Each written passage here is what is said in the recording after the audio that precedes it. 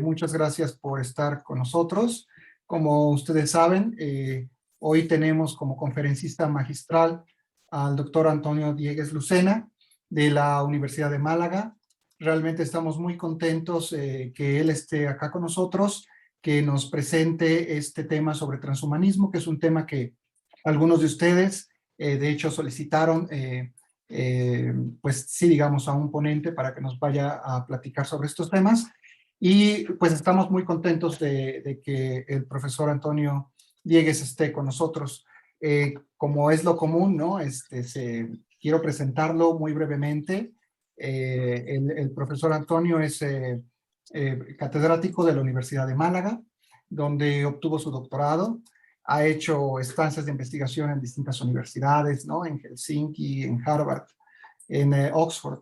Y bueno, ha tenido distintos cargos digamos, relacionados con filosofía, como fue el presidente de la Asociación Iberoamericana de Filosofía de la Biología. Sus áreas precisamente son estas, ¿no? Filosofía de la biología, filosofía de la ciencia. Últimamente he estado trabajando temas de transhumanismo. Si ustedes revisan, si lo googlean, fácilmente pueden ver todo su currículum, que es impresionante. Tiene estos dos libros, por ejemplo, sobre este tema de transhumanismo. Uno de ellos recientemente publicado en 2021 y el otro en 2017. Entonces, pues sin más, los dejo con el profesor Antonio. Él tiene una plática de alrededor de 45 minutos y después tendremos oportunidad de pues hacer preguntas y comentarios. Dado que a lo mejor somos bastantes participantes, me gustaría que la zona de preguntas y comentarios y todo esto pues pueda ser dejado en el chat, tanto en el chat que tenemos aquí como en el chat de Facebook. Probablemente no podamos leer todas las preguntas, pero sí se las haríamos llegar y bueno, pues sin más, le doy la bienvenida. Muchas gracias, Antonio. Y bueno, muchas gracias a cada uno de ustedes por seguirnos en esta conferencia magistral. Muy bien, muchas gracias, Jonathan, por tu amable presentación y muchas gracias por haberme invitado. Extiendo el agradecimiento también a otros miembros del Departamento de Filosofía de la Universidad Juárez, a Paulina Raigosa y en fin, estoy muy contento de estar aquí con vosotros y es un honor, desde luego, es un honor poder intervenir en esta conferencia al comienzo del curso. Voy a hablar del transhumanismo, que es el tema que parece que despierta más interés y es el tema en el que vengo trabajando en los últimos años, aunque yo sigo trabajando en las cuestiones a las que me he dedicado desde hace años, ¿no? La filosofía de la biología y la filosofía de la tecnología y el realismo científico. Básicamente esas son mis líneas de trabajo. Pero reconozco que este tema del transhumanismo, desde que entré en él, gracias a la al empuje de unos amigos mexicanos de la UNAM, particularmente de Jorge Enrique Linares, pues este tema es el que atrae más atención, no solo en el público general, sino también entre los propios estudiantes de filosofía. Y bueno, pues lo que yo pretendo en mis libros y en mis trabajos es poner un poco de claridad en este asunto y sobre todo ver desde una perspectiva científica qué es lo que hay de serio y qué es lo que hay de palabrería en esta cuestión, ¿no?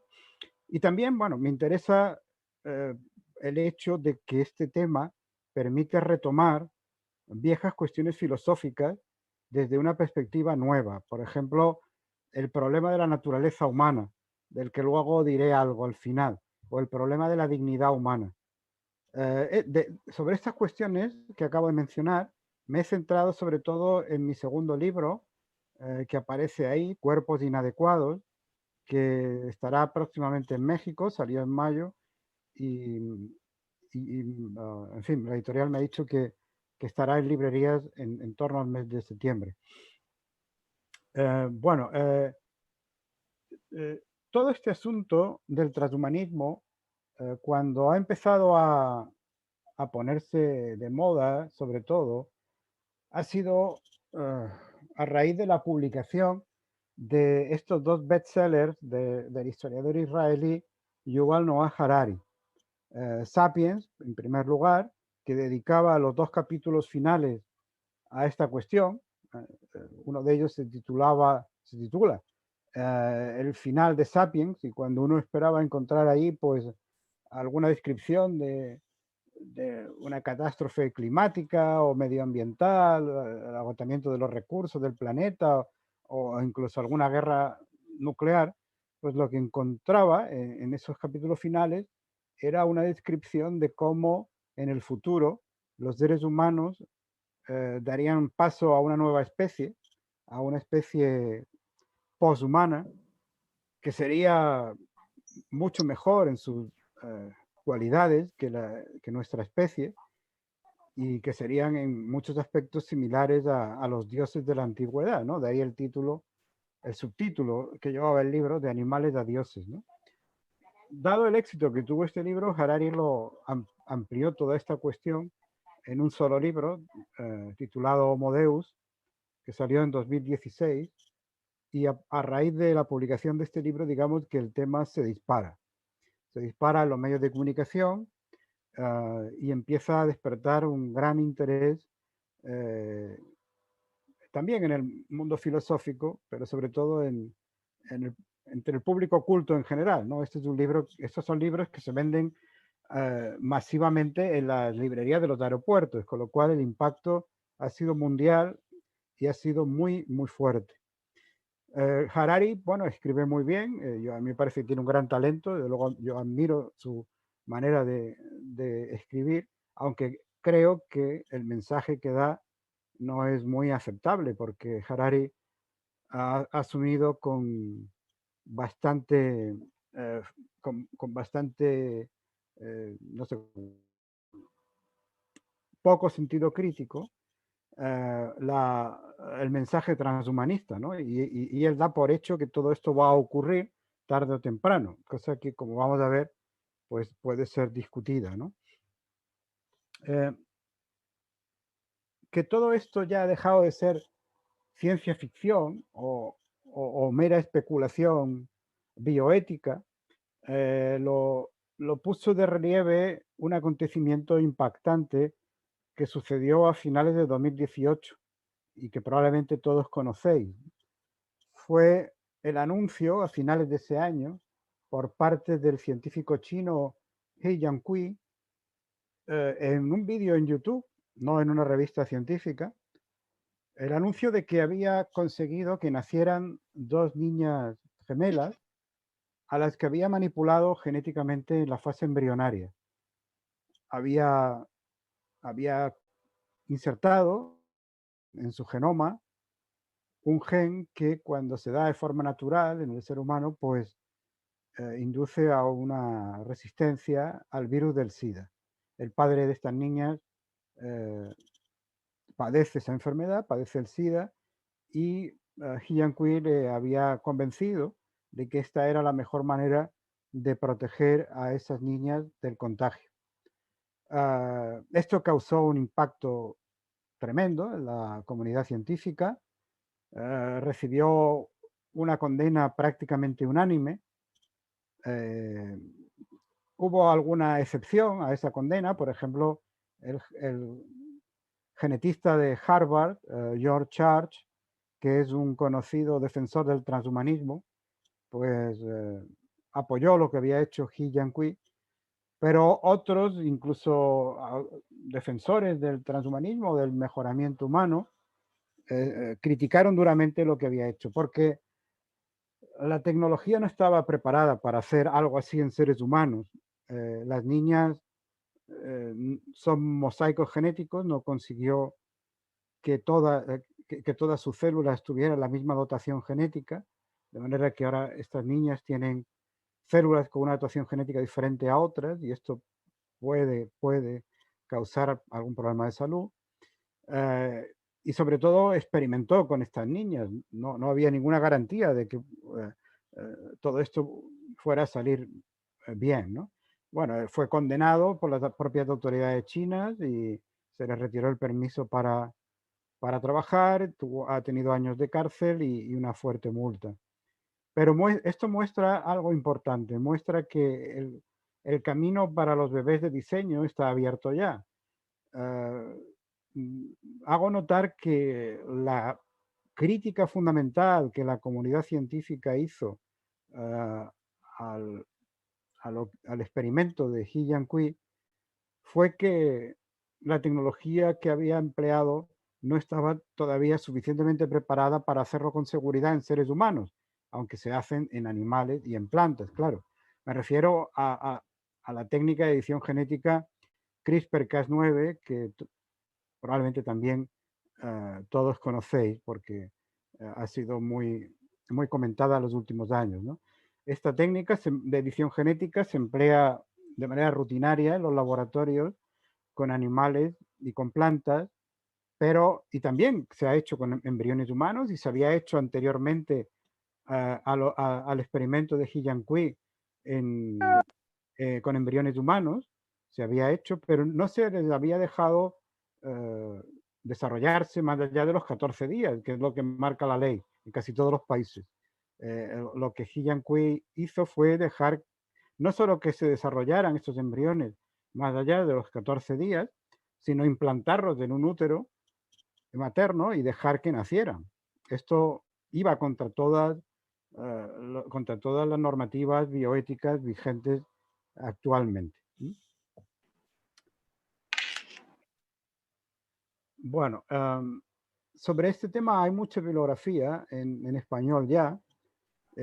Si os interesa ampliar, digo sobre el tema del transhumanismo en general, si os interesa ampliar, pues ahí os pongo alguna, pero fundamentalmente los que he marcado en azul, los libros que he marcado en azul, yo creo que pueden ser los más interesantes.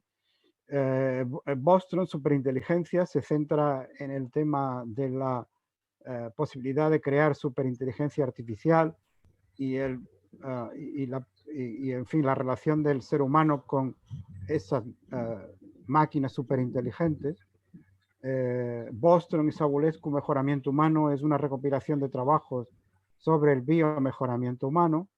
El libro de Luc Ferry, La Revolución Transhumanista, es una buena introducción. El libro de Fukuyama, El fin del hombre, es uno de los primeros libros críticos con el transhumanismo, donde señala que el transhumanismo es la idea más peligrosa del mundo. El libro de Habermas, El futuro de la naturaleza humana, es una posición crítica también, realizada desde la izquierda política. Bueno, y por citar uno más, el libro de Michael Sandel, Contra la perfección, la ética en la época de la ingeniería genética, es también un enfoque crítico del transhumanismo. Ahí, en esa bibliografía que he puesto, hay defensores y críticos del transhumanismo. Bueno, ¿qué es el transhumanismo? Vamos a definirlo rápidamente. En realidad es la idea de que nuestra especie debe buscar transformarse mediante la aplicación directa de la tecnología. Y esto fundamentalmente a través de dos vías. Por un lado, la gradual integración con la máquina, lo que podríamos llamar la creación del cyborg o del cyborg.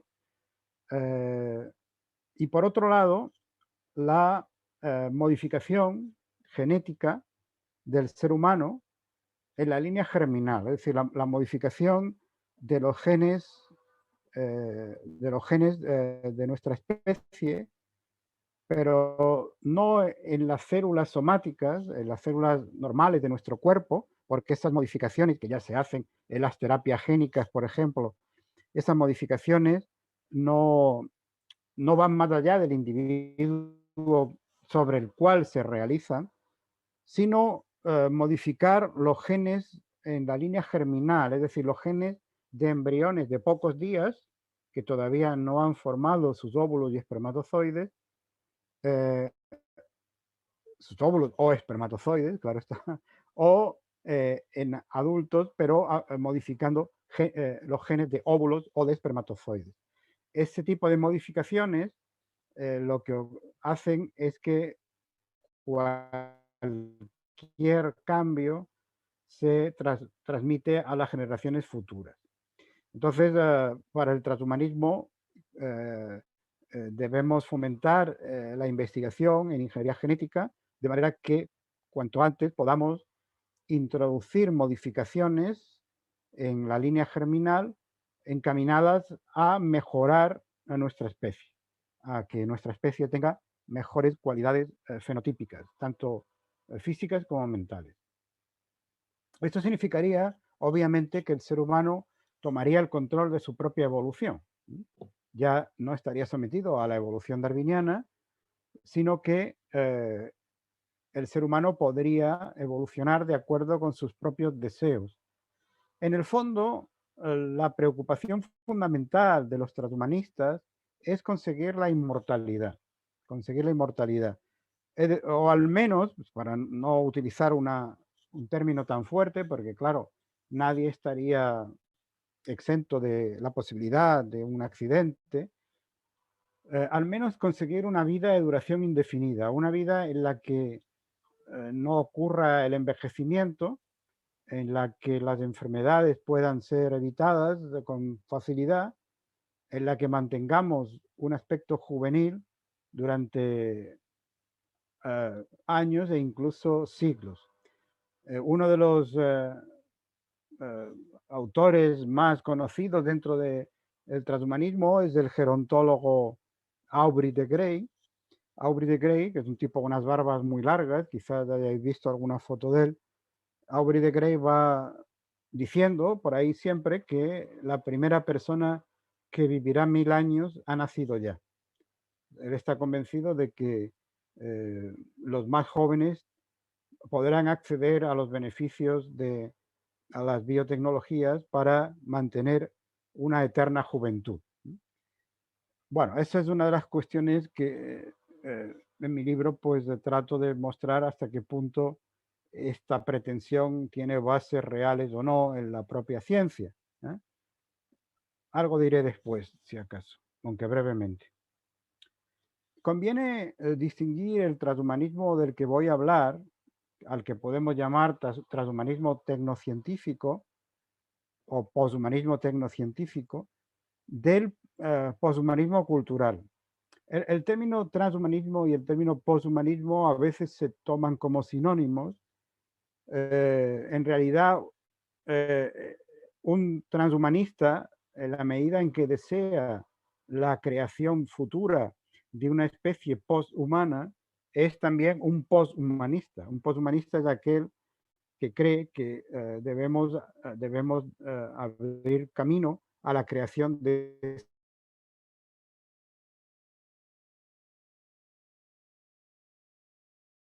poshumanismo cultural, también se ha designado como poshumanismo crítico, es un enfoque muy diferente e incluso en muchos aspectos contrario al transhumanismo tecnocientífico. Este enfoque del poshumanismo cultural está inspirado sobre todo en la crítica posmoderna al humanismo. Está basado en la filosofía de Foucault, de Derrida, en la filosofía postcolonial y sobre todo en el feminismo, también en el ecologismo, pero sobre todo en el feminismo. Quizás la representante más conocida sea Donna Haraway con su manifiesto Cyborg, pero en la actualidad, pues una de las autoras más prolíficas es Rosy Braidotti, que ha escrito ya varios libros en relación con estos temas, ¿no? El poshumanismo cultural es, como digo, crítico con el poshumanismo tecnocientífico porque en realidad lo que nos viene a decir es que de alguna forma ya somos poshumanos, ¿no? Que el poshumano no es algo que tenga que venir gracias al desarrollo tecnológico, sino que de alguna manera la actitud que mantenemos en la actualidad frente a los viejos ideales humanistas, la actitud de rechazo frente a esos ideales humanistas clásicos, en la medida en que esos ideales humanistas clásicos están sesgados desde el punto de vista del género, desde el punto de vista racial, desde el punto de vista cultural, etcétera, etcétera, y por lo tanto no serían ideales universalizables. En la medida en que asumimos esa crítica al humanismo clásico, podemos considerarnos ya como poshumanistas en este sentido, en un sentido filosófico, ¿no? Eh, yo este ámbito de pensamiento no lo he trabajado mucho. En España hay autores que lo han trabajado mucho más. Por ejemplo, Fernando Broncano es un gran especialista en esta cuestión, ¿no? Em, yo me he centrado más en el poshumanismo tecnocientífico, que fundamentalmente tiene su origen en ideas provenientes de la inteligencia artificial y de la robótica en los años 80, pero también desde otros ámbitos como ahora veremos. Estas son ideas, por ejemplo, que encontramos ya claramente expresadas en los años 70, 80, en ingenieros como Marvin Minsky, Hans Moravec o Raymond Kurzweil, que es uno de los que hoy día pues, eh, más promueve todas estas corrientes. También, como digo, hay una inspiración biotecnológica en este transhumanismo tecnocientífico. Uno de los libros que se puede considerar pioneros en esta corriente, aunque probablemente muy a su pesar, porque supongo que no era esa su intención, la intención del autor, es del libro de Sloterdijk, Normas para el Parque Humano, que se publicó en 1999. En este librito, Sloterdijk señala que el humanismo ha fracasado. La pretensión de domesticar, según dice él, con estas mismas palabras, ¿no? Domesticar al animal humano mediante la lectura de los clásicos, mediante el debate, mediante el diálogo, ha fracasado. No hemos conseguido un ser humano capaz de trabajar coordinadamente para evitar, por ejemplo, la catástrofe ecológica que tenemos delante, ¿no? Entonces, él considera que, dada la urgencia de evitar la propia autodestrucción, deberíamos emplear métodos más radicales para tener a un ser humano de mayor altura moral, podríamos decir, ¿no? Con mayor empatía, con mayor capacidad de razonamiento moral. Él no afirma taxativamente que la ingeniería genética sea la solución, pero sí que lo deja claramente insinuado, ¿no? que, que probablemente la forma de conseguir un ser humano moralmente mejor sea a estas alturas sea mediante ingeniería genética. Él está pensando además en la ingeniería genética de finales del siglo XX, que es lo que ahora se llama ingeniería genética clásica, pero con posterioridad el desarrollo de la ingeniería genética ha sido enorme. Por ejemplo, en la actualidad tenemos un campo que es la biología sintética, que justamente surge como campo autónomo en torno al cambio de siglo. Y en la biología sintética no solo puede introducir genes de una especie en otra, sino que ha conseguido ya crear genes sintéticos en el laboratorio e incluso nuevos tipos de nucleótidos que no existen en la naturaleza. 4 nuevos tipos de nucleótidos que son artificiales y que unidos a los nucleótidos naturales forman lo que se conoce como Hashimoto DNA o ADN Hashimoto. Hashimoto es una palabra japonesa, por lo visto, que significa 8 letras.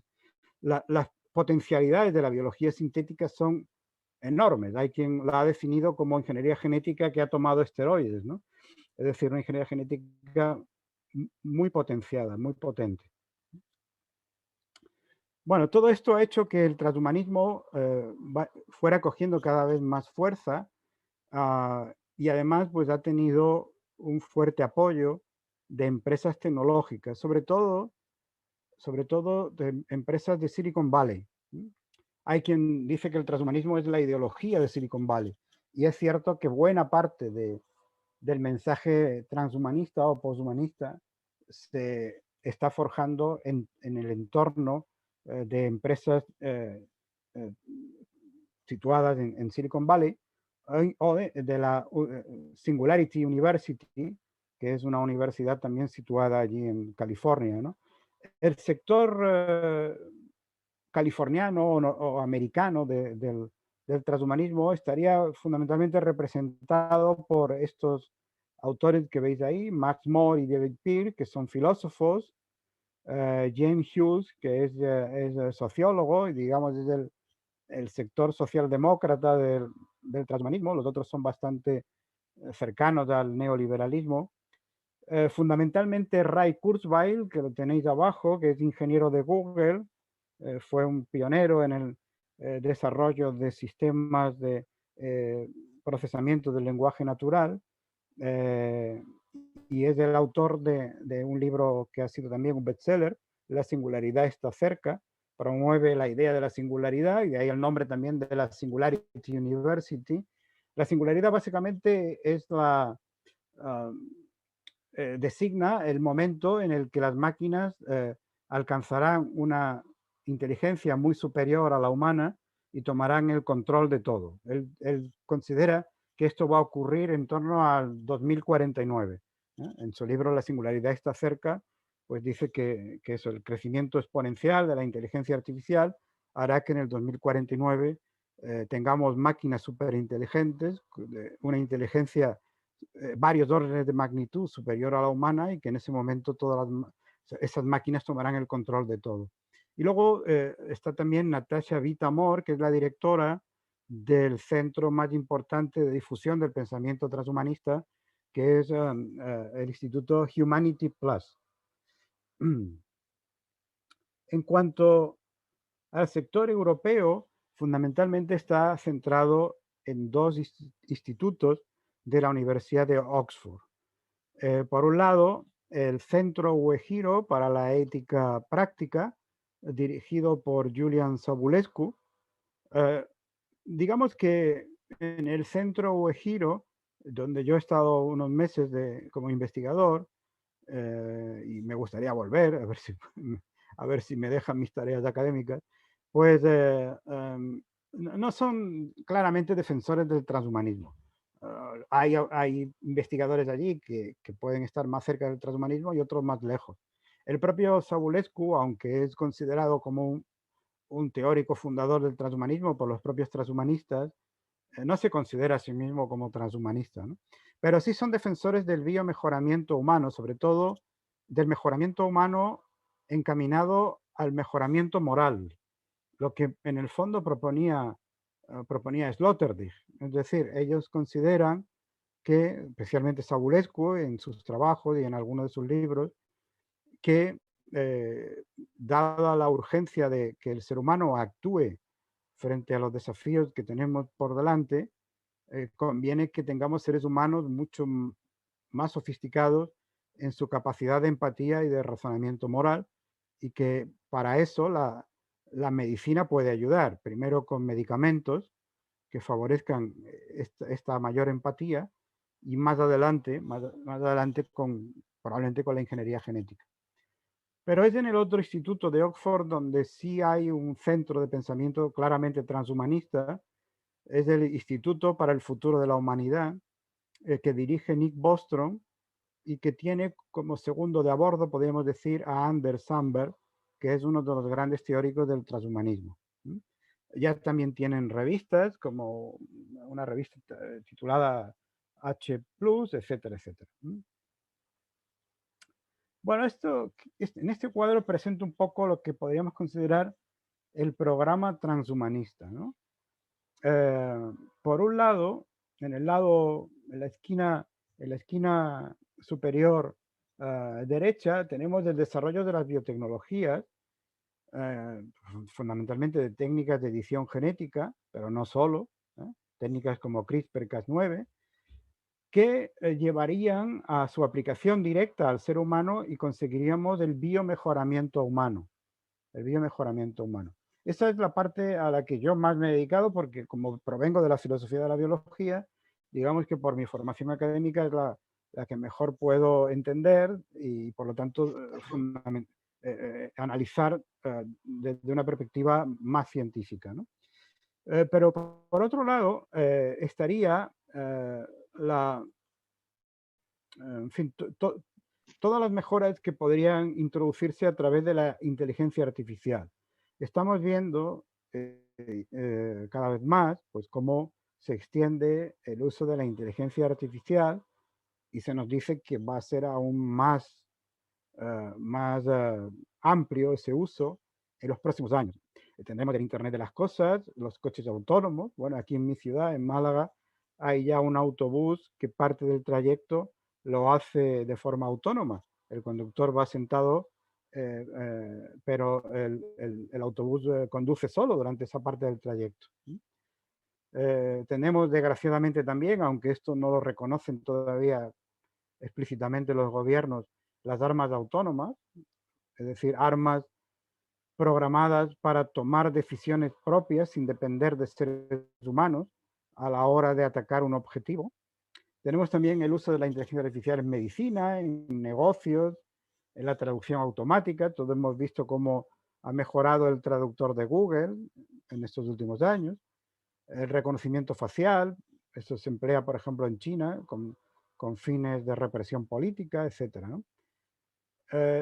Esta extensión y desarrollo de la inteligencia artificial puede dar lugar o está dando lugar a dos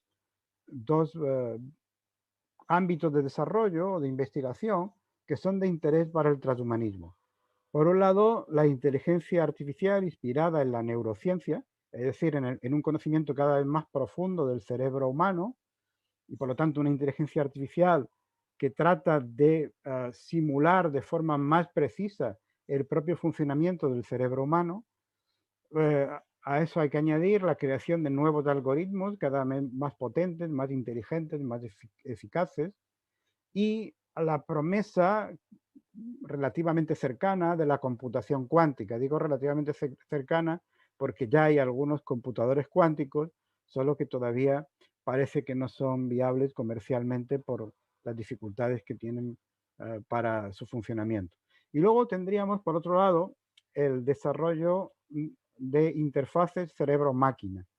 Como probablemente sabéis, pues esto es uno de los objetivos de la empresa Neuralink de Elon Musk, pero los chinos también se han metido ya en este asunto, han creado algunas empresas potentes para desarrollar interfaces cerebro-máquinas que permitan una conexión directa entre nuestra mente y las máquinas.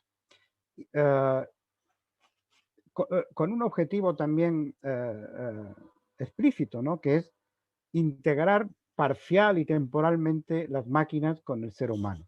Esto es lo que llamamos la ciborgización o la creación del cyborg, y luego diré algo sobre algunos aspectos de este asunto. Eso, a su vez, esa integración parcial y temporal con las máquinas sería uno de los aspectos del mejoramiento humano, sería una manera de potenciar al ser humano. Pero luego tendríamos ya desarrollos mucho más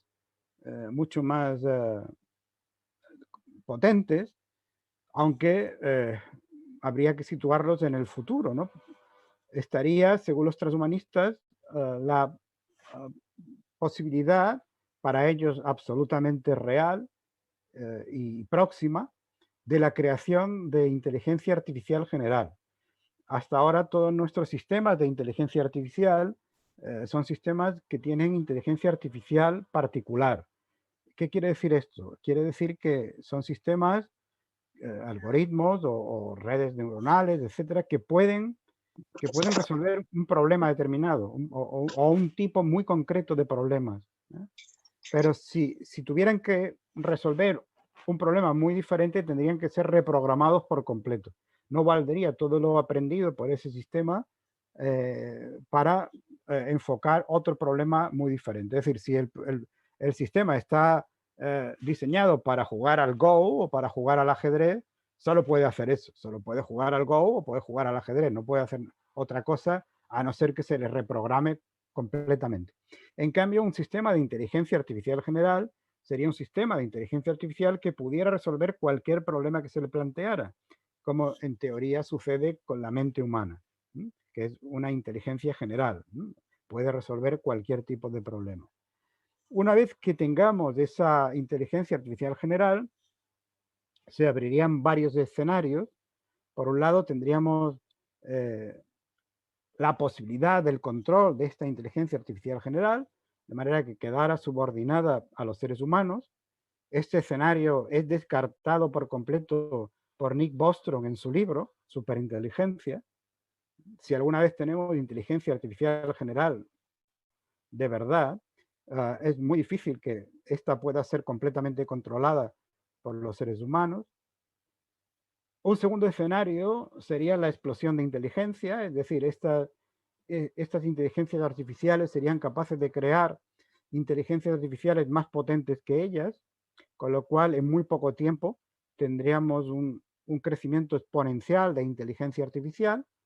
Este es el escenario que dibuja Kurzweil en su libro, La singularidad está cerca. Y una tercera posibilidad, bueno, una vez que tengamos esta explosión de inteligencia, podríamos quedar anulados por completo por esta inteligencia artificial.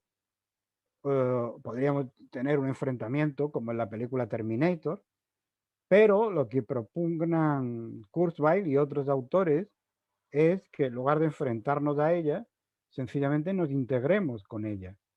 Es decir, que logremos una integración total con las máquinas, que volquemos nuestra mente en las máquinas que ya poseen esa superinteligencia. Eso significaría la pérdida del cuerpo biológico y de esa manera conseguiríamos la inmortalidad y además permitiría la fusión de mentes, puesto que una vez que estuvieran nuestras mentes volcadas en una máquina, podríamos intentar unir todas nuestras mentes en una especie de entidad única. De todo este programa, lo único, vamos, la parte que hay realmente basada en investigación científica concreta y que se esté llevando a cabo, es la que os pongo aquí encerrada en este círculo, en esta curva de color rojo. Lo que hay fuera de este área es pura especulación, ¿eh? No sabemos si tendremos alguna vez inteligencia artificial general. Los especialistas discrepan sobre este asunto. Hay expertos en inteligencia artificial, como el catedrático de inteligencia artificial de la Universidad Complutense de Madrid, Ramón López de Mántoras, que afirma que jamás tendremos algo así. Hay expertos que dicen que sí, que puesto que en principio es teóricamente posible, alguna vez la tendremos, pero esto en la práctica no se podrá conseguir hasta dentro de centenares de años, no en las próximas décadas. Y otros, normalmente pues los transhumanistas están situados en este tercer grupo, que consideran que tendremos inteligencia artificial general y además en muy poco tiempo, en 2 o 3 décadas a lo sumo. Por lo tanto, digamos que dentro del programa transhumanista hay una parte que sí tiene una base, digamos, más realista en lo que la ciencia puede conseguir en los próximos años, y hay otra parte, toda esta ligada al volcado de la mente en una máquina, a la creación de la superinteligencia artificial, a la idea de la singularidad, etcétera, etcétera, que por mucho que digan es puramente especulativa, Y en mi opinión no hay muchas probabilidades de que se cumplan esas predicciones. Bueno, con respecto al mejoramiento humano, el mejoramiento humano fundamentalmente puede ser de tipo químico o farmacológico, de tipo cibernético o digital, que sería ligado a la ciborgización y a la unión con las máquinas inteligentes, y de tipo genético. Este último, el de tipo genético, es el que yo considero que es más, bueno,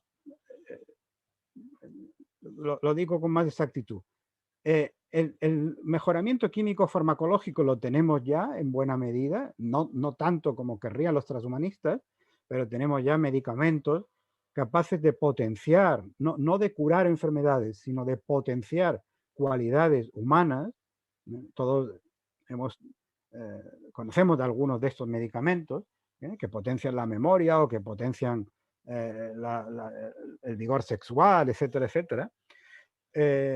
Y en el futuro tendremos medicamentos que conseguirán cosas aún más sorprendentes. Por ejemplo, yo veo factible la posibilidad de tener en un tiempo no demasiado largo medicamentos que alarguen la vida, que extiendan la vida humana. Y luego el de mejoramiento de tipo genético también lo considero factible porque, en fin, aunque esto ha comenzado de mala manera con el experimento de He Jiankui con las niñas gemelas, pues estas técnicas se irán puliendo, irán ganando en eficacia en animales y llegará el momento en que se aplicarán al ser humano, no solo para curar enfermedades, que eso no sería digamos, un paso hacia el transhumanismo, ni mucho menos, sino también para conseguir mejoras en las características físicas y psíquicas del ser humano, las características no solo físicas, sino mentales, emocionales e incluso morales. Y eso sí sería ya un paso hacia el transhumanismo. Hay ya algunos experimentos interesantes, como por ejemplo un ensayo clínico hecho en seres humanos con un cóctel de 3 medicamentos. El otro día en un periódico español me hicieron una entrevista y no mencionaron estos medicamentos, sino que se inventaron uno, pusieron un medicamento que yo no había mencionado en absoluto, ¿no? En fin, es el problema que tiene a veces el mencionar estos nombres técnicos, ¿no? Era un cóctel de hormona humana del crecimiento, dihidroepiandrosterona y metformina. Los dos últimos son dos antidiabéticos. Bueno, pues administrado de estos 3 medicamentos a 10 pacientes, se consiguió durante un año, se consiguió rejuvenecerlos en 2 años y medio. ¿Cómo se sabe que rejuvenecieron en 2 años y medio? Pues no mirándoles a la cara, obviamente. Hay marcadores epigenéticos en nuestras células que permiten medir con bastante exactitud, aunque hay quien discute esa exactitud, la edad de nuestras células. Y por lo tanto se pudo comprobar ese rejuvenecimiento. En cuanto a la ciborgización, pues hay ya prótesis médicas desde hace tiempo, el implante cloquear, el marcapasos, más recientemente los dispensadores de insulina. Se están desarrollando también extremidades biónicas que tienen una conexión directa a nuestro sistema nervioso o no, las hay de diversos tipos. Y lo más interesante pues son los neuroimplantes, que son electrodos que pueden modificar nuestra actividad cerebral y que se emplean ya en casos graves de Parkinson, de epilepsia o de depresión. Y más recientemente aún, y esto es un avance muy interesante, pues prótesis de memoria para el hipocampo. Son microchips o microelectrodos que se sitúan en el hipocampo en personas con Alzheimer y les permiten recuperar hasta cierto punto la memoria a largo plazo. En cuanto a las mejorativas, porque todo esto que acabo de mencionar son prótesis médicas de tipo terapéutico para curar enfermedades, pero hay una pretensión también de crear prótesis mejorativas. Bueno, están los exoesqueletos, están en prueba en algunos ejércitos. Esto que se llama el casco de Dios, que bueno, produce mediante estimulación de ciertas zonas del cerebro, produce experiencias místicas. Se pretende crear chips o electrodos para potenciar capacidades a través de estimulación cerebral, aunque esto es todavía una mera pretensión. Y luego pues está lo que Elon Musk y la empresa china Neuramatrix estén investigando en estos momentos sobre las interfaces cerebro-máquina. Ya vimos que hace unos meses Elon Musk presentó sus últimos avances, pero eran todavía muy modestos.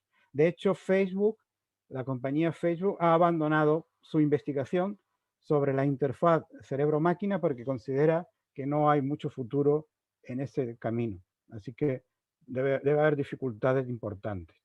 Bueno, y no querría acabar sin mencionar argumentos, puesto que la mayoría de vosotros sois estudiantes de filosofía, argumentos que aducen los transhumanistas en defensa de sus ideas.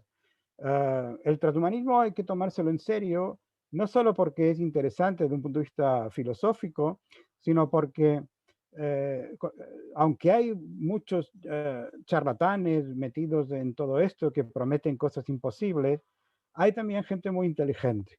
Estos profesores que he mencionado antes, de la Universidad de Oxford y algunos algún investigador de Silicon Valley o de Google, como Kurzweil, pues son ciertamente personas muy inteligentes y argumentan bien sus posiciones.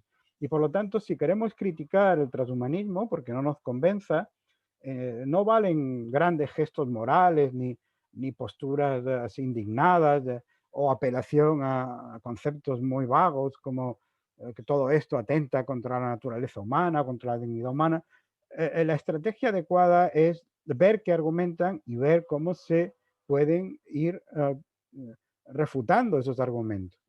En primer lugar, ellos suelen decir que la tecnología siempre ha sido un instrumento de mejoramiento, que aquí no hay nada radicalmente nuevo, porque de alguna manera siempre hemos tenido prótesis culturales. La única diferencia sería que ahora estas prótesis no serían culturales, sino que serían estrictamente tecnológicas y que se estarían aplicando directamente sobre el ser humano. Pero, por ejemplo, ya nuestro sistema de escritura, nuestro sistema educativo, la ciencia, el arte, todo esto son formas de mejoramiento que veníamos desarrollando gracias a la tecnología desde el comienzo de nuestra historia. En segundo lugar, y este es un argumento que elaboró Julian Savulescu, lo que se conoce como el principio de beneficencia procreativa, lo que se argumenta aquí es que no solo deberíamos intentar mejorar a nuestros futuros descendientes, sino que tenemos el deber moral de hacerlo. No, no mejorar, cuando estas tecnologías estén bien desarrolladas, no mejorar a un hijo o una hija que vaya a nacer mediante edición genética, dejar que nazca tal y como el azar genético ha determinado que tengan sus genes, sería situarlo en una situación de desventaja comparativa frente a otros niños y por lo tanto con el tiempo pues podrían tener problemas puesto que otros niños accederían a mejores posiciones laborales o posiciones sociales, ¿no? En tercer lugar, la idea está muy extendida de que todo lo que sea un uso terapéutico de la ingeniería genética podría permitirse, puesto que estaríamos curando enfermedades y por lo tanto ayudando a personas que sufren. Pero en cambio, debería prohibirse cualquier uso de la ingeniería genética que fuera encaminada a mejorar al ser humano. Esta distinción es muy problemática según ellos. En primer lugar, porque no hay una línea divisoria clara entre lo terapéutico y lo mejorativo. Por ejemplo, una vacuna, ¿cómo la consideramos? ¿Es terapia o es mejora? Pues en realidad es las dos cosas a la vez y podríamos buscar más ejemplos. Pero es que además para ellos esta distinción no es moralmente relevante. Es decir, podemos encontrar casos en que estaríamos haciendo lo mismo y sin embargo, en uno de esos casos aprobaríamos lo que se está haciendo porque es terapéutico y en otro de los casos no lo aprobaríamos porque es mejorativo, pero eso sería injusto. Sería injusto porque estaríamos haciendo exactamente lo mismo, ¿no? En cuarto lugar, consideran que el mejoramiento es en sí mismo un objetivo deseable, por definición, mejorar es lo que hay que hacer, y que el medio de conseguirlo no es éticamente relevante. Por ejemplo, si pudiéramos conseguir que alguien aprendiera a tocar al piano con el nivel de un gran maestro, simplemente introduciendo un chip en su cerebro, esto no tendría por qué ser éticamente eh, menos, menos considerable que una persona que hubiera estado practicando el piano durante más de una década para conseguir ese nivel ese nivel de despliegue artístico en su ejecución, en la ejecución de una pieza, ¿no? Es decir, que para ellos, para los transhumanistas, una década de esfuerzo no es éticamente mejor que el poder conseguirlo en un instante mediante la inserción de una mejora en el cerebro mediante un chip o algo así, ¿no? En quinto lugar, afirman que no hay una naturaleza humana inmutable. Yo creo que en esto tienen razón. En mi segundo libro insisto mucho en esta cuestión. Cuando se dice el transhumanismo lo que pretende es acabar con la naturaleza humana, y la naturaleza humana es sacrosanta, la naturaleza humana es intocable, es inviolable, no debería modificarse jamás en ningún sentido, porque eso además iría contra la dignidad humana, etcétera, etcétera. Bueno, todo esto es una petición de principio ante las tesis del transhumanismo, porque ellos niegan sencillamente que haya una naturaleza humana inmutable. Y si uno acude a la filosofía de biología, pues tienen razón. Desde el punto de vista evolucionista, no hay ninguna especie que tenga una naturaleza inmutable, y la humana entre ellas es igual, ¿no? Es una especie que evoluciona, que ha evolucionado y sigue evolucionando, ¿eh? Pero incluso si hubiera una naturaleza humana, no tendría por qué ser intocable, porque no habría cosas que mejorar en esa naturaleza humana, por ejemplo, su agresividad. Es verdad que somos un primate poco agresivo comparado con el resto de los primates, pero aún así tenemos una agresividad bastante marcada que nos lleva a situaciones muy difíciles en el ámbito político y geoestratégico. Tenemos todavía guerras que se libran con consecuencias terribles, y por lo tanto a lo mejor podríamos plantearnos eliminar eso de nuestra naturaleza.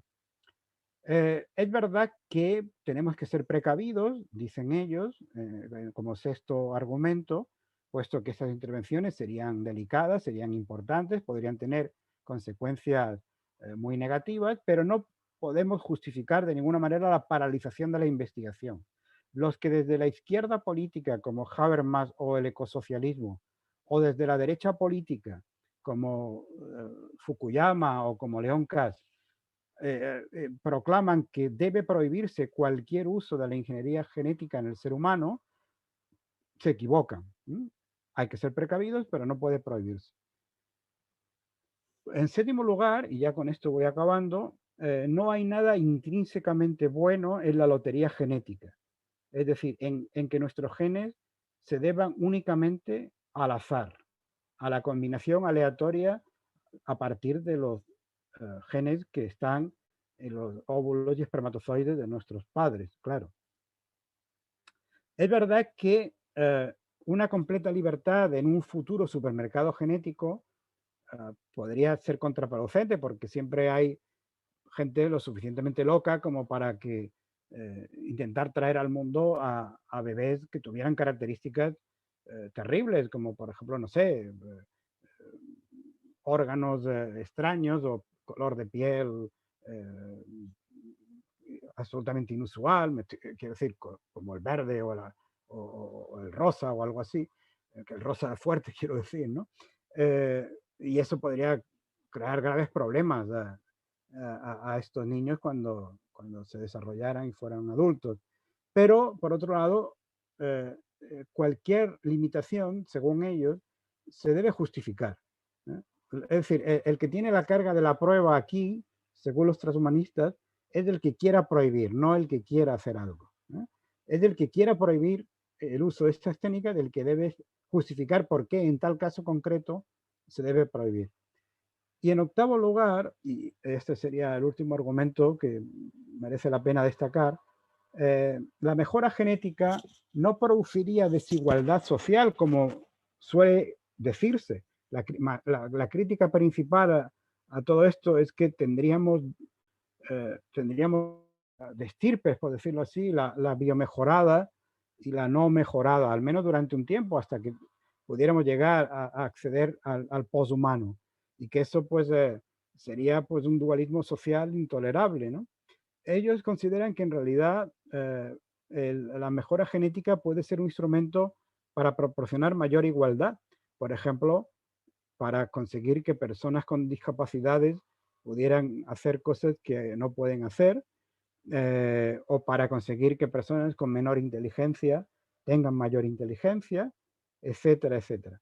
En todo caso, y añaden ellos, el que estas tecnologías produzcan desigualdad, al menos durante un tiempo, no es razón para prohibir su uso, porque toda tecnología nueva introduce desigualdades. Si pensamos, por ejemplo, en el teléfono móvil, pues los primeros teléfonos móviles eran muy caros, se llevaban en maletines, solo estaban al alcance de los altos ejecutivos y eran, por lo tanto, una tecnología que generaba mayor desigualdad, puesto que le permitía a ciertos ejecutivos realizar negocios con más facilidad.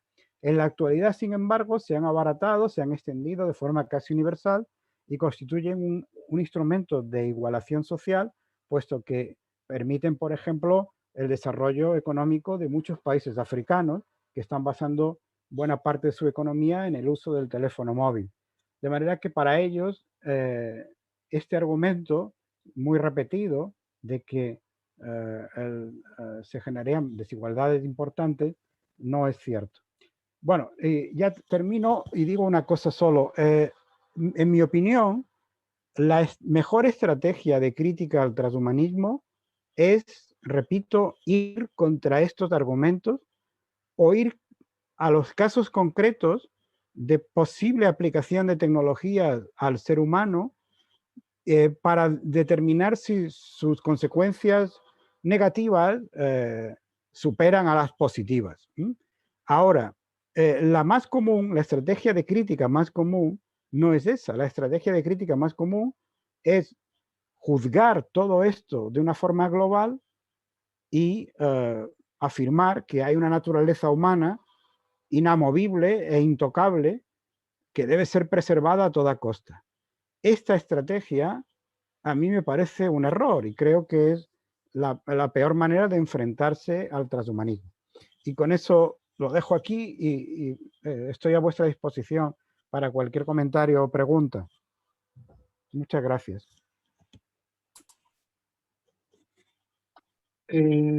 Bueno, pues muchas gracias a ti, Antonio, por la plática. En realidad ha sido, creo, muy clara y además muy amena. Entonces, como tú has señalado, pues tenemos espacio para hacer preguntas y comentarios. Bueno, yo había pedido en un inicio, ¿no? que anotaran en el chat si tienen preguntas y comentarios, digamos, dado que somos pues, como varios aquí y sería un poco desastroso si abrimos de repente los micrófonos. Entonces, ya tenemos algunas preguntas. Bueno, yo invitaría a quienes así lo deseen, que anoten por favor su pregunta. Vamos a leer, y por favor, tenemos una pregunta de Juan Reyes. Sí, le abro el micrófono a Juan Reyes para que haga la pregunta.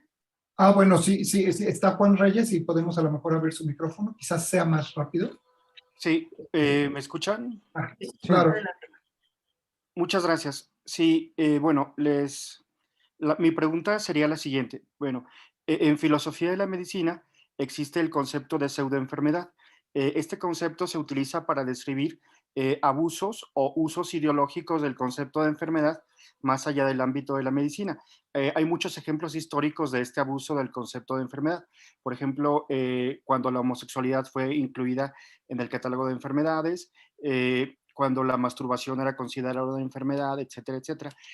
Casi todos los estudios históricos acerca de las pseudoenfermedades indican que las pseudoenfermedades estaban basadas en ciertas ideas de mejoramiento humano y que todas las pseudoenfermedades buscaban mejorar al ser humano. Hacerlo, digamos, al no masturbarse, correspondía mejor con los ideales victorianos de la época, al no ser homosexual, preservaba la especie, etcétera, etcétera. Hay muchos estudios en filosofía de la medicina en torno a este abuso del concepto de mejoramiento. Sobre todo por lo que tiene que ver con pues con los desastres a los que se llega a causar, ¿no? Mejoramientos estéticos de muchos otros tipos. Otro caso extremo es el caso de los pies de flor de loto, que como saben, pues era una práctica que buscaba mejorar los pies de las personas y hacerlos más estéticas. Entonces, la pregunta sería, digamos, dado que esta idea de mejoramiento, una idea de mejoramiento subyace en todos los transhumanismos, no hay como alguna crítica o una discusión más profunda acerca de lo poco claro que resulta el concepto de mejoramiento mismo y la falta de objetividad científica de este concepto de mejoramiento así a secas, porque en casi todos estos casos, por ejemplo, mejoramiento moral de la humanidad, digamos, claramente parece algo que no es científico, el mejoramiento moral. Entonces, si se pudiera, la pregunta sería si hay algo más científico más allá de este concepto, digamos, de sentido común de mejoramiento. Muy bien, te contesto. Vamos a ver, es muy interesante la pregunta. Ah, el concepto de mejoramiento es muy problemático y eso ellos mismos lo reconocen, ¿no? Ah, pero antes, déjame que diga algo con respecto a cosas que has dicho en tu pregunta. Eh, esta, esta creación de pseudoenfermedades no siempre ha sido porque se pretendiera mejorar al ser humano. Muchas veces ha sido porque se tenía un concepto determinado de la naturaleza humana y se pensaba que el que no encajaba en ese concepto predeterminado de la naturaleza humana estaba mal. Por ejemplo, en el caso de la homosexualidad eso era muy claro, ¿no? La naturaleza humana era bisexual, o se es hombre o se es mujer, y por lo tanto el que no encaja en eso, pues es un enfermo. Es decir, que no siempre esta invención de enfermedades se debe atribuir a una determinada concepción de la mejora, sino que a veces se debe sencillamente a un concepto excesivamente estrecho y excesivamente limitado de la naturaleza humana. Y en ese sentido los transhumanistas lo que dirían es cuanta mayor diversidad mejor, ¿no? Eh, eh, pero bueno, es cierto que el mejoramiento es un concepto muy problemático, entre otras razones porque lo que para unas personas es mejoramiento, para otras puede ser un empeoramiento.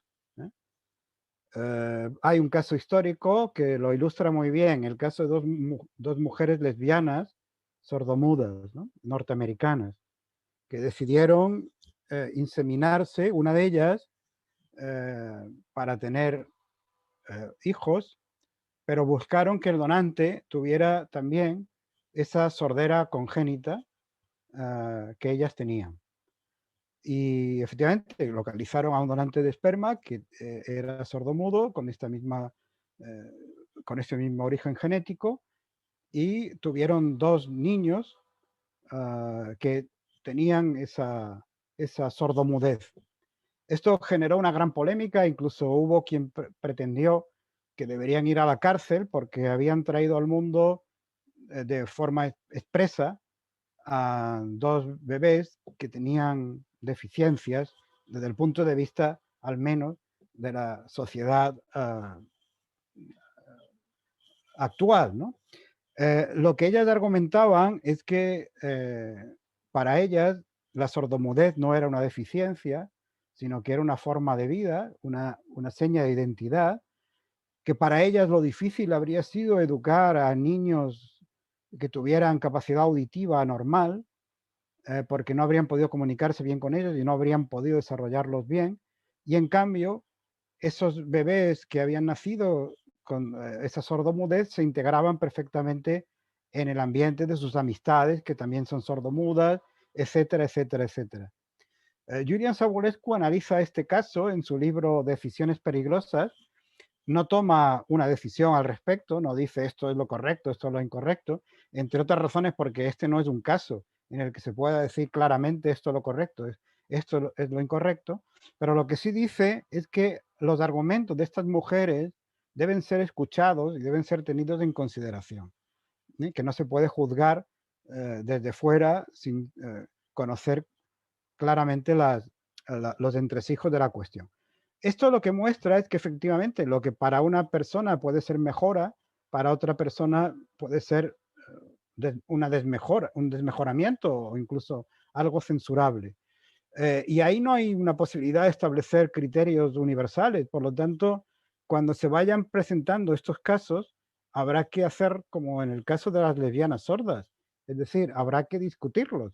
Habrá que ver con detalle en cada situación si eso es aceptable moralmente o no lo es.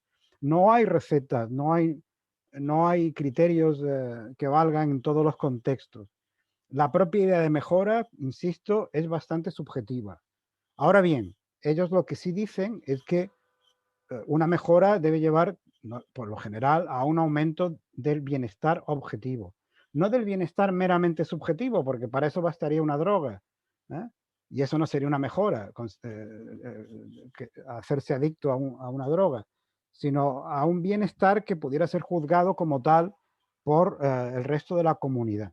Si se consigue ese aumento del bienestar, eso para ellos, para los transhumanistas, es ya una mejora. Pero efectivamente, lo que tú has señalado en tu pregunta es cierto, este concepto es sumamente problemático, aunque yo no le atribuiría las consecuencias que tú has mencionado en la pregunta.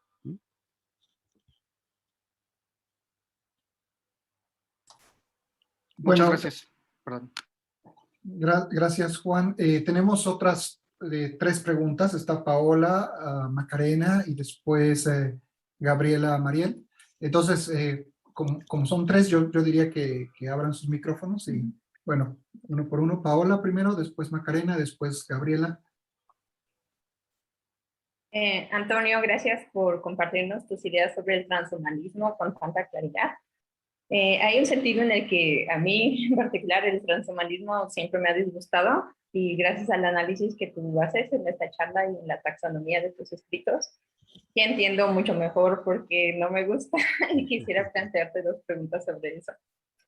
Una es la que tú has documentado bastante bien, de que el transhumanismo siempre conlleva, pues, no sé, ese verbo tan humano que es el futurear, aplicándole siempre la metáfora del progreso.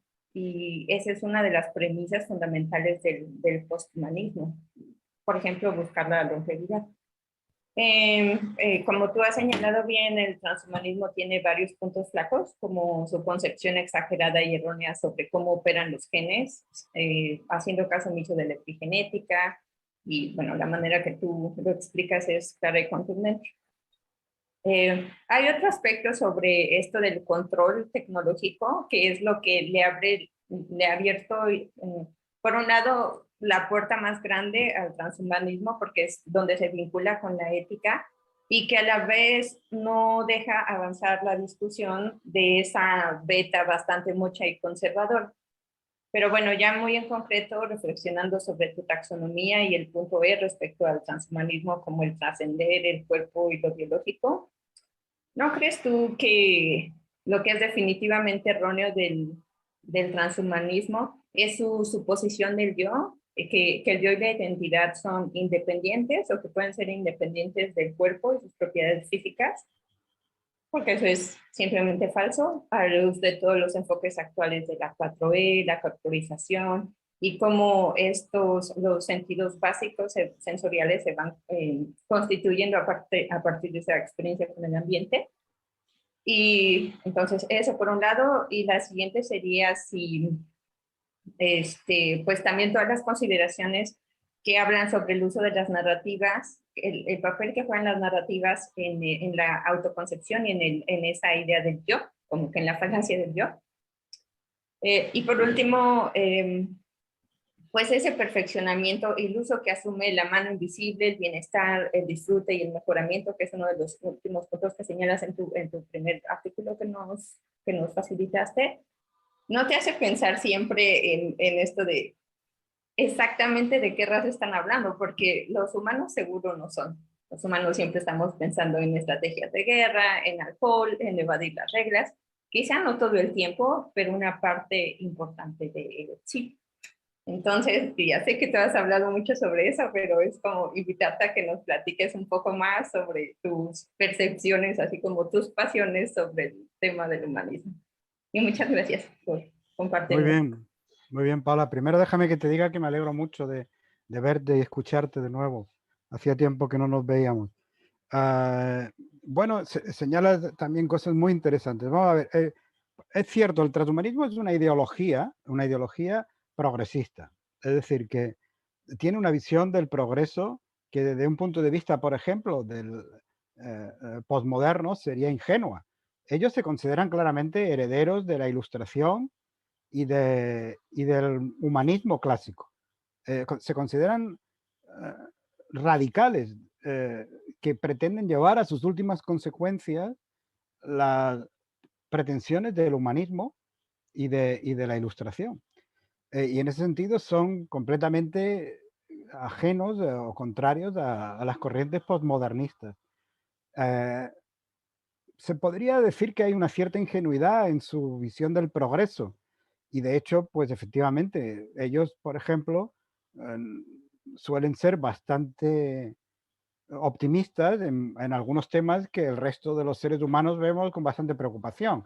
Por ejemplo, la cuestión del cambio climático o de los problemas medioambientales. Ellos consideran que la tecnología los va a solucionar, que esto no es realmente un problema grave, que el ser humano saldrá adelante gracias a los desarrollos tecnológicos, y si no, ya modificaremos al ser humano para adaptarse a las nuevas condiciones del planeta. Por ejemplo, para resistir mejor altas temperaturas o para poder vivir respirar con más y aprovechar mayor cantidad de CO2, etcétera, etcétera, ¿no? En fin, hay una visión, yo creo que sí, que ingenua claramente de lo que la tecnología puede conseguir y de los problemas que nos enfrentamos. Digamos que son claramente partidarios del solucionismo tecnológico. Cualquier problema al que se enfrente el ser humano tendrá una solución tecnológica. Y además el objetivo final es dejar de ser humanos, transformarnos en poshumanos, o al menos, si no transformarnos, que la herencia que dejemos en este planeta sea una nueva especie mejor que nosotros y para la cual todo esto no sean problemas importantes, ¿no? Y por lo tanto, claro, confiar en eso, pues obviamente es tener una confianza desmedida, creo yo, en el progreso tecnológico, ¿no? Entre paréntesis, mi buen amigo y colega Jesús Zamora Bonilla acaba de sacar un libro titulado Contra Apocalípticos, que yo recomiendo, es muy ameno además, en el que muestra que, bueno, todas estas ideas un poco apocalípticas, entre ellas la del transhumanismo, hay que tomárselas con calma, porque suelen ser exageraciones, ¿no? Pero en el último capítulo defiende una tesis curiosa, ¿no? Y él considera que, bueno, no es nueva la tesis, ya John Horgan la había propuesto, considera que el desarrollo científico y técnico tiene unos límites, que no va a continuar indefinidamente y que posiblemente estemos ya muy cerca de conseguir esos límites. Es decir, que estas tecnologías verdaderamente sorprendentes y casi de ciencia ficción que prevén los transhumanistas, puede que no la tengamos nunca, puede que no la tengamos nunca. Y luego tú has señalado también un problema muy importante y es uno de los puntos que a mí me hace más escéptico frente a la pretensión esta del volcado de la mente en una máquina. Yo creo que entre las propuestas del transhumanismo, las que tienen que ver con la edición genética del ser humano, hay que tomárselas muy en serio porque eso ha empezado ya y eso se va a plantear en las próximas décadas. Si en estos años nos hemos planteado en muchos países el problema de la eutanasia, en las próximas décadas nos vamos a tener que plantear el de la eugenesia. Eso yo lo tengo claro, me parece que es evidente. Los bebés de diseño van a ser una posibilidad tarde o temprano. En cambio, yo creo que hay que dejar como una especie de versión especulativa ligada a la ciencia ficción más que otra cosa, todas estas propuestas del transhumanismo basadas en la posibilidad de que podamos instalar nuestra mente en una máquina, ¿no? Tú lo has señalado muy bien, la identidad personal es importante y desde luego yo no soy una mente en un cuerpo biológico que puede ser movida a una máquina sin que cambie en absoluto su percepción de sí misma. Es decir, aunque eso fuera tecnológicamente posible, hacer una copia de una mente y trasladarla a una máquina, aunque eso fuera alguna vez tecnológicamente posible, que yo lo dudo, lo que se trasladaría a la máquina, lo que quedaría en la máquina, no sería yo, sería otra cosa. claro, aquí lo que ocurre también es que algunos de ellos se basan un poco en la idea de Derek Parfit de que la identidad personal en el fondo no importa tanto, que lo que importa es que se mantenga una continuidad de recuerdos, vivencias, de estructuras psíquicas, patrones neuronales, no sé bien, algo así, y que por lo tanto lo que importa es que la máquina, todo eso de alguna manera pueda seguir estando activo. Pero claro, el mero hecho de que yo pueda hacer varias copias de mi mente en tal caso, muestra que esas copias no puedo ser yo no puedo ser, digamos, mi identidad personal no puede estar distribuida. Aunque bueno, se mencionan casos como los de ciertas personas con el cerebro dividido, que pues se considera que tienen una individualidad dividida, pero bueno, estos son yo creo que, en fin, excepciones muy traídas por los pelos y que efectivamente, si alguna vez fuera posible trasladar nuestra mente a una máquina, insisto, yo no lo considero, desde luego, en un tiempo razonable, no lo veo factible, eso no sería una forma de conseguir la inmortalidad, sino una forma de morir.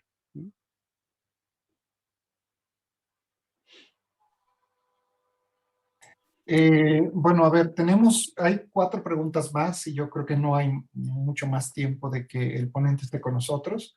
Entonces, si quieren, bueno, sigue Mariel, Gabriela Mariel.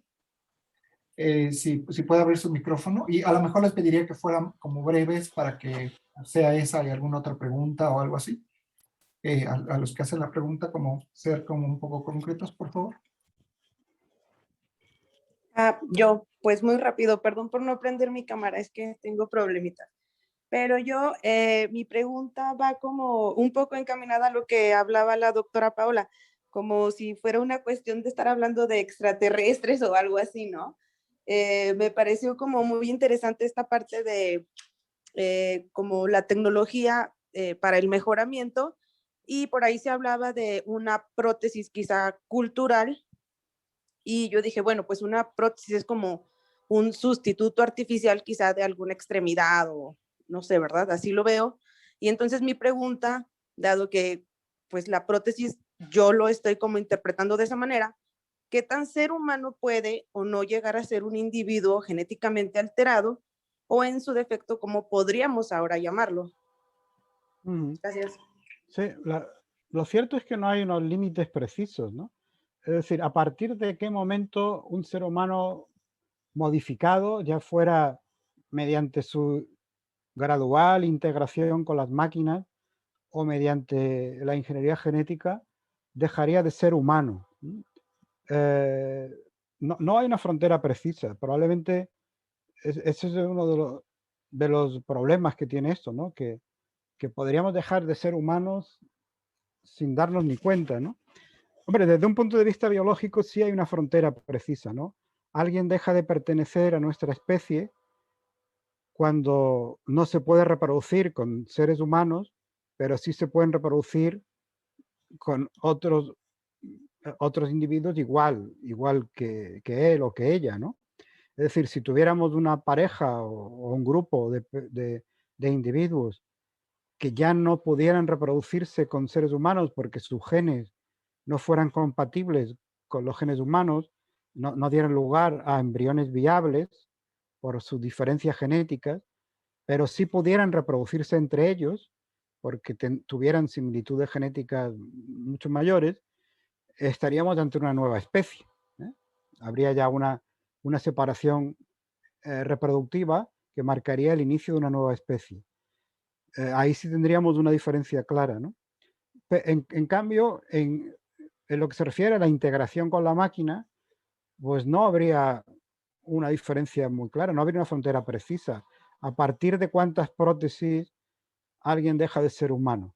Hombre, probablemente las prótesis cerebrales, si es que alguna vez son funcionales, es decir, los chips que pudieran modificar la actividad cerebral, pudieran potenciarla, eso sí que podrían marcar diferencias muy radicales.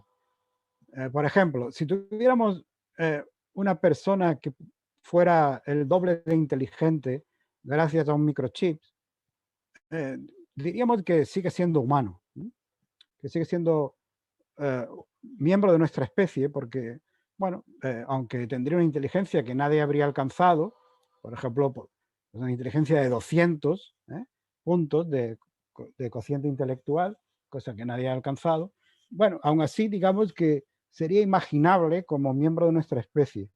Ahora, si, como dicen algunos transhumanistas, pudiéramos alcanzar alguna vez una inteligencia 1.000.000 de veces superior a la que tenemos, o incluso más aún, obviamente ahí estaríamos ya ante alguien que no es humano, es otra cosa, ¿eh? Es otra cosa. Pero ¿dónde poner la frontera? Pues no hay una respuesta para eso.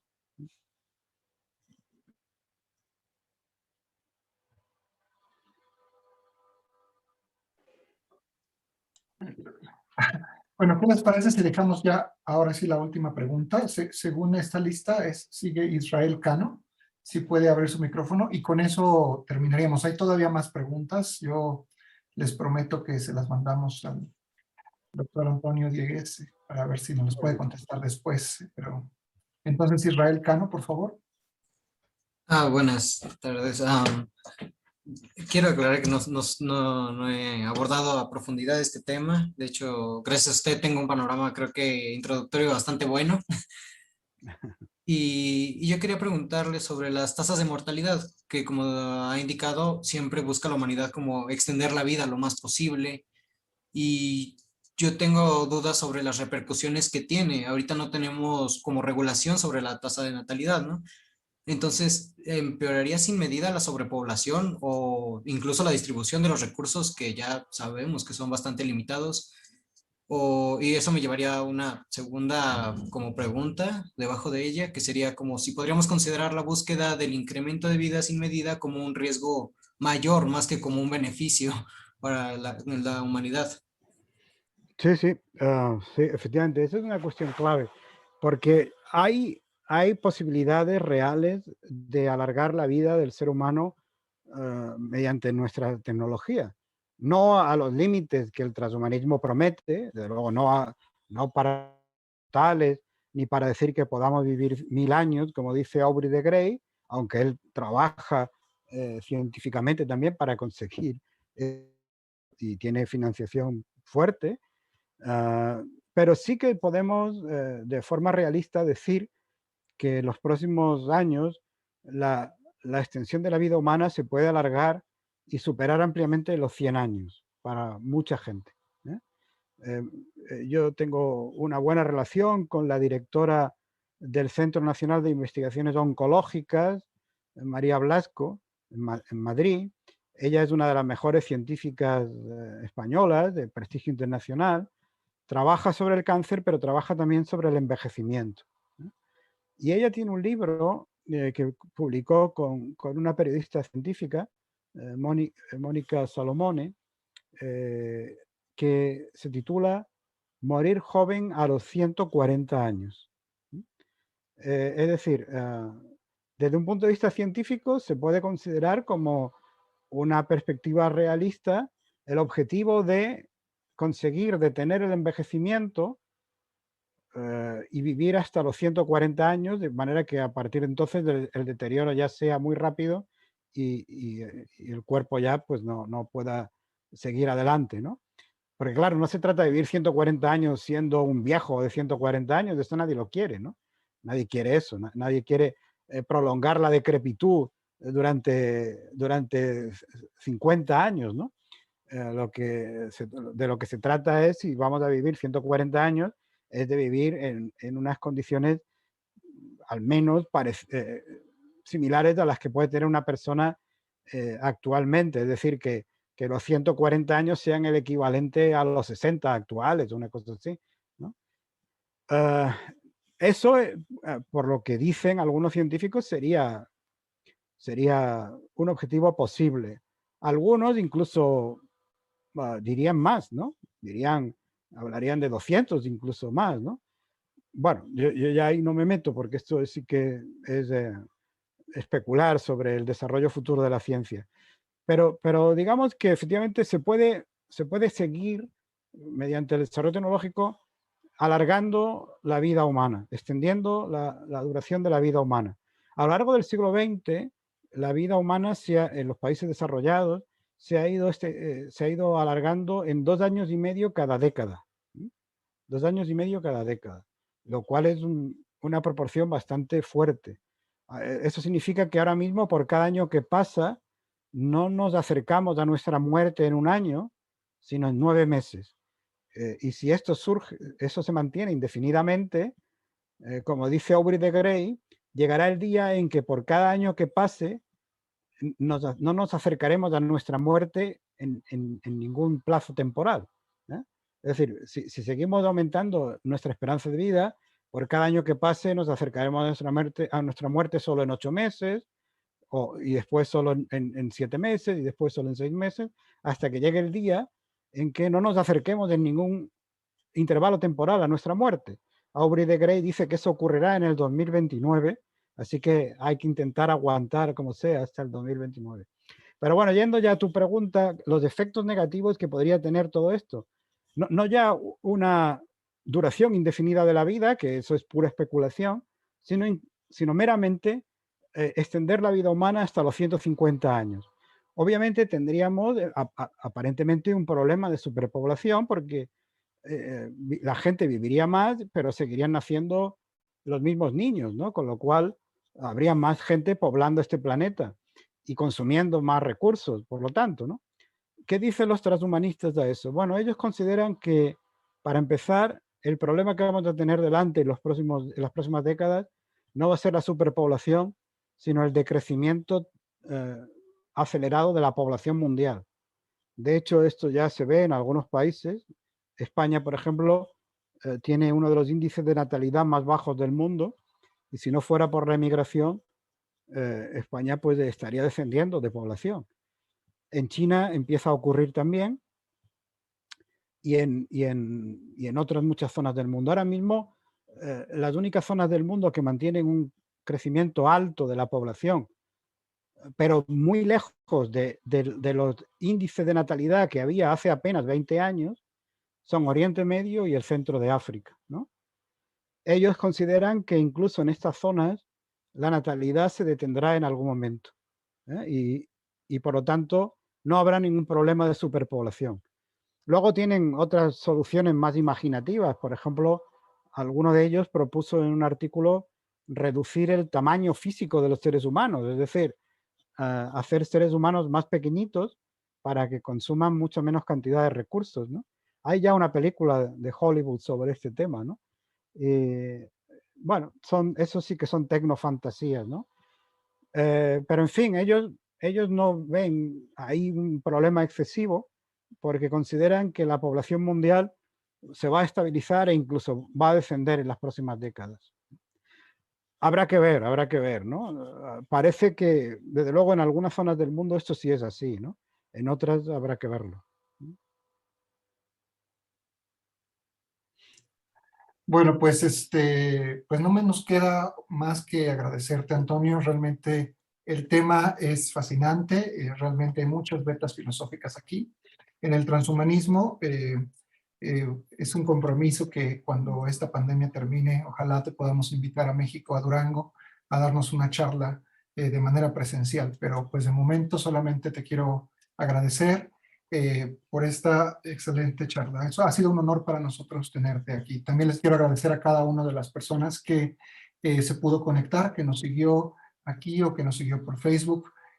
Muchas gracias también por las preguntas. Una disculpa que no se puedan leer todas, pero ya les comentamos, se las mandaremos y se las haremos llegar a Antonio. Bueno, pues sin más, buenas tardes a todos. Buenas noches, Antonio, en Málaga. Y muchas gracias. Muchas gracias. Ha sido un honor para mí, Jonathan. Muchísimas gracias y estoy a tu disposición, ya lo sabes. Muchas gracias. Nos vemos. Buenas tardes a todos.